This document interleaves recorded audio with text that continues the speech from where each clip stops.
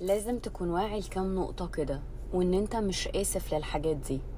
انت مش آسف في اليوم اللي قررت فيه انك تحط حدود للشخص اللي كان بقالك كتير قوي ما حطيتش معاه حدود، وان دي حدودك الشخصية وما ينفعش اي حد يكسرها لك. فانت مش آسف على ده. انت مش آسف على اليوم اللي قلت فيه لأ وكنت بتقول 100,000 مرة وانه جه الوقت ان انا هقول لأ، لان ده بيجي على طاقتي وعلى نفسي وعلى مجهودي لحد اصلا انا مش قادر ان انا اديله في الوقت ده، وده حقك.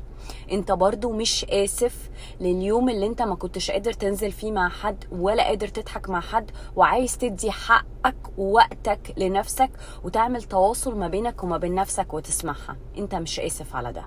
انت برضو مش آسف لليوم اللي انت قررت انك تنهي فيه علاقة صداقة او علاقة حب او حتى زمالة، بان الشخص اللي قدامك ده مش فاهمك وبيعدي حدوده معاك، وان انت مش عارف تاخد منه حق ولا باطل، ودايما بيقلب الترابيزة عليك وبيعمل معاك ريد فلاجز. فانت مش آسف انك رفضت العلاقة دي ومش عايز تكون فيها تاني.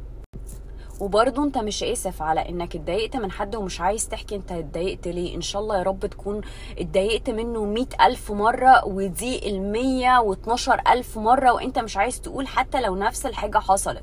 انت حر. انت مش آسف انك مش عايز تحكي، وانت مش آسف انك مش عايز تبرر. انت حر. اعمل اللي يريحك. احنا جايين الدنيا هنا نتعلم ونغلط ونتعلم تاني، ونغلط ونتعلم تالت ورابع وخامس. انت مش جاي الدنيا عشان تبهر حد، ولا جاي الدنيا علشان يقولوا عليك كويس. الكويس عندك وحش عند غيرك، والوحش عند غيرك كويس عندك جدا. الغلط عندك صح عند غيرك، والصح عند غيرك غلط عندك جدا. مفيش نسبة وتناسب لأي حاجة غير انك تعمل اللي يريحك. فانت مش آسف على اي حاجة من دول.